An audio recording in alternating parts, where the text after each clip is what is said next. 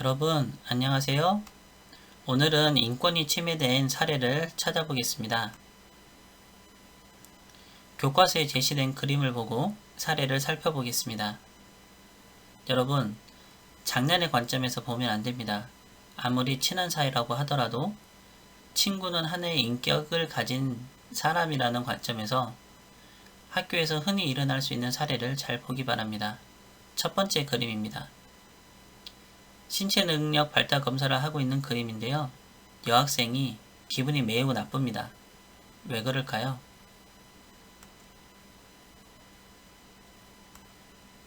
네, 뒤에 있는 남자친구가 여학생의 몸무게를 알려준다고 말하고 있네요. 키, 몸무게 등은 민감한 개인정보지요. 이것을 허락 없이 친구들이 보고 다른 친구에게 말하려고 하니 기분이 나쁜 것입니다. 개인정보를 침해했습니다. 두 번째 그림입니다. 앉아있는 여학생들이 공기놀이를 하고 있네요. 그래서 남학생이 여학생에게 공기놀이를 같이 하고 싶다고 말했나봐요. 하지만 여학생이 남학생에게 넌 남자라서 안 돼! 라고 말했습니다. 남학생은 기분이 매우 나쁘겠죠? 공기놀이는 여학생만 할 수 있는 게 아닌데요. 지금 2명씩 편먹고 하고 있어서 지금은 안 되고 다음 시간에 같이 하자 라고 말했으면 더 좋았을 텐데요. 이처럼 우리 주변에는 남자와 여자라는 성별이 가진 편견이 상당히 많은 편입니다. 남자와 여자를 구별하는 편견을 하나씩 생각해 보세요.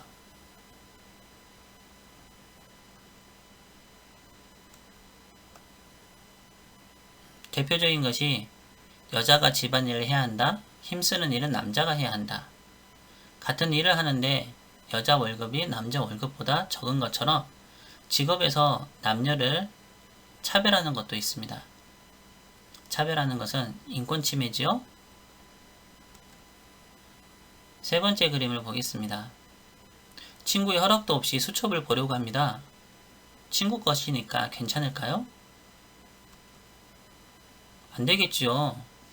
요즘은 수첩과 같은 역할을 하는 것이 휴대폰이나 카톡, 페이스북 같은 것들이에요. 비밀글을 써 놓았는데 다른 사람이 허락 없이 보는 것도 개인정보 침해인 것입니다. 네 번째 그림을 보겠습니다. 이런 친구의 글에 악성 댓글을 달고 있습니다. 네 번째 그림처럼 SNS 등에서 나쁜 댓글을 쓰는 것은 어떤 잘못을 하는 것일까요? 네, 친구의 인격을 심각하게 침해하는 것으로 학교폭력이 될 수도 있습니다. 이렇게 학교에서 인권 침해가 일어나면 어떤 문제가 생길까요? 한번 생각해 보세요. 그렇죠. 즐겁고 행복해야 할 학교 생활이 전혀 즐겁지 않고 불행하겠지요. 즐겁게 학교를 다닐 수 없을 것입니다. 친구들 사이에 다툼이 많이 일어나게 될 거고요. 공부 시간에 공부를 하기도 어렵게 될 거예요. 그리고 학교를 가는 게 싫어지고 무서워질 수도 있습니다. 인권을 침해당하는 친구는 마음의 상처를 입게 될 것이고, 인권을 침해당하는 친구는 자신이 불행하다고 느끼게 될 것입니다. 이번에는 우리 주변에서 인권이 침해된 사례를 살펴보겠습니다. 첫 번째는 어린이들이 안전하게 놀 수 있는 놀이터가 어린이가 사용할 수 없게 되었습니다. 그것도 1년이나요. 이 사이에 어린이들은 안전한 장소가 아닌 다른 곳에서 놀았겠지요. 어쩌면 위험한 곳일 수도 있습니다. 어른들이 관심을 가지지 않아 1년 동안이나 수리가 되지 않았고 방치가 된 것이에요. 서준이와 친구들은 안전하게 놀 권리를 침해당했습니다.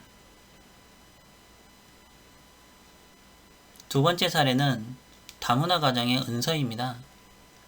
은서는 한국인 아버지와 외국인 어머니 사이에서 태어났다고 하는데요. 표정이 너무 슬퍼 보입니다. 친구들이 가끔 피부색 때문에 놀리기 때문이라고 해요. 우리 지난번 시간에 피부색 등으로 차별을 받아서는 안 된다고, 차별을 해서는 안 된다고 배웠었죠. 친구들이 은서를 피부색으로 놀린 것은 심각한 인권 침해입니다. 우리 친구들은 절대 이런 행동과 말을 하면 안 됩니다. 세 번째 사례는 장애인의 이동의 자유에 대한 것입니다. 이동권에 대한 것이죠. 시각장애인이나 지체장애인 등도 혼자서 자신이 가고 싶은 곳을 갈 수 있어야 합니다. 이분들은 약간의 시설을 설치하며 혼자서도 이동할 수가 있습니다. 시각장애인에게는 점자블럭, 음향신호기, 시각 안내견 등, 휠체어를 타는 사람에게는 경사로나 보도의 경계석을 낮추는 것, 리프트나 엘리베이터 등이 그런 시설들입니다. 그림에서는 건물 내부에 점자블럭이 없어서 누군가의 도움 없이는 민준이 삼촌이 혼자 이동할 수가 없습니다. 인권 침해를 당하고 있는 것입니다. 네 번째 사례는 몸이 아프신 할머니가 병원에 마음껏 가지 못하는 것입니다. 교통비가 비싸서 병원에 가기 힘들다는 것인데요. 아프면 치료를 받아야 하는데 그렇지 못한 경우입니다. 이런 것 때문에 나라에서는 몸이 아픈 노인을 위해서 교통수단을 제공하기도 합니다. 오늘 여러분이 공부한 내용을 정리합니다. 우리 사회에는 어린이, 노인, 장애인, 다문화 가정, 임산부, 학생처럼 인권 보장이 필요한 경우가 매우 많습니다. 또 학교 생활에서 내가 다른 친구의 인권을 침해할 수도 있습니다. 내가 다른 친구의 인권을 침해하지 않을 때 다른 친구도 나의 인권을 침해하지 않게 될 겁니다. 이번 시간에 인권 침해에 대해서 배웠습니다. 다음에는 인권을 보장하기 위해서 어떤 노력을 하는지 알아보도록 하겠습니다. 여러분 수고 많이 했습니다.